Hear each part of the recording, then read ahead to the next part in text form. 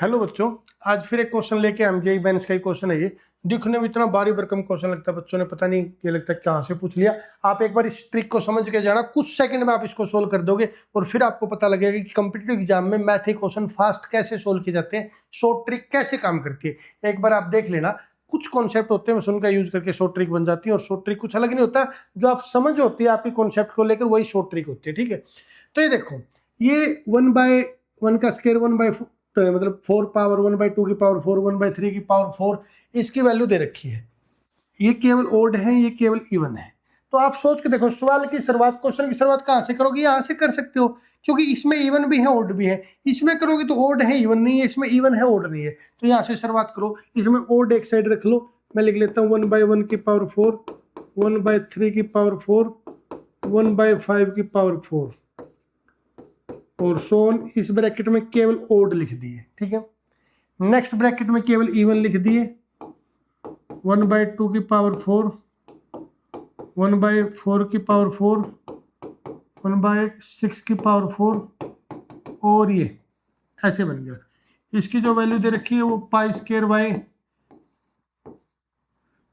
90 दे रखी है। ठीक है, अब देखो इवन, ये ओड है, ओड की जो वैल्यू गिवन है वो अल्फा है, तो इसकी वैल्यू अल्फा लिख दो।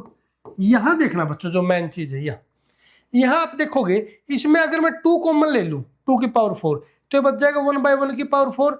इस 4 को लिख सकता हूं मैं 2 × 2, 6 को लिख सकता हूं 2 × 3।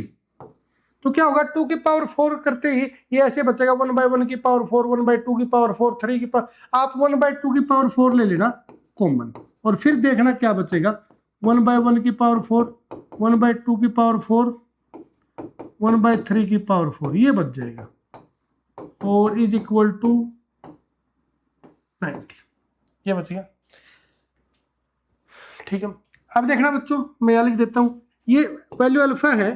अगर ये चीज देखोगे आप, ये तो यही है ना, यही तो ये क्या बच गया, ये बच गया पाई की पावर, ये स्केयर है या 4 है तो देख लेना स्टेटमेंट में, स्केयर है यहाँ पे।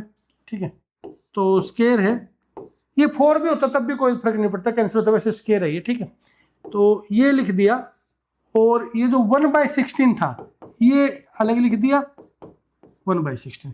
ये मैंने सोल्व कर लिया ना, 1/2 की पावर 4 है तो इसको 1/16 लिख लिया, और इसकी वैल्यू पुट कर दी, और इक्वल टू में ये बन गया आपका। और यहाँ से अल्फा में सोल्व करके लिखता हूँ, अल्फा इसको उस साइड ले जाऊंगा तो ये बनेगा 1 - 1/16 और π² 90 ये बच गया। यहाँ मैंने स्टेटमेंट में चेंज किया क्योंकि प्रिंटिंग मिस्टेक होगी। 4 स्टेटमेंट में जब पेपर में क्वेश्चन आता 2 था यहाँ पे, लेकिन कोई फर्क नहीं पड़ता, 2 और 4 इन बातों से क्या फर्क पड़ता है, आपको कैलकुलेशन का प्रोसेस आना चाहिए। ठीक है, तो इसको एलसीएम करके ऐड करोगे तो ये बन गया 15/16 और π² 90 ये बच गया। कैंसिल वगैरह मत करो, इसको एज इट इज पढ़ा लेंगे तो कैंसिल हो जाएगा बाद में। ये किसकी वैल्यू होगी, अल्फा की, लेकिन आपसे वैल्यू किसकी पूछेगी, अल्फा/बीटा की, तो बीटा की वैल्यू और इस टर्म में निकाल लो। ये बीटा है बच्चों यहाँ से, तो यहाँ से भी 1/2 की पावर 4 कॉमन ले लो। अभी कॉमन लिया, मैं दोबारा सीधा लिख देता हूँ, 1/2 की पावर 4 कॉमन लोगे तो मैं इसको लिखता हूँ 1/16, और अंदर बचेगा 1/1 की पावर 4 1/2 की पावर 4 और 1/3 की पावर 4। ठीक है, और is equal to beta.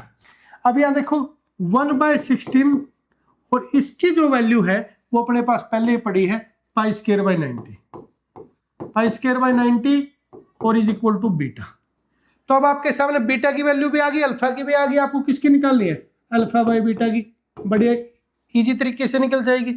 Alpha की वैल्यू क्या थी, 15/16 π² 90 और बीटा की वैल्यू है 1/16 π² 90 ये वैल्यू।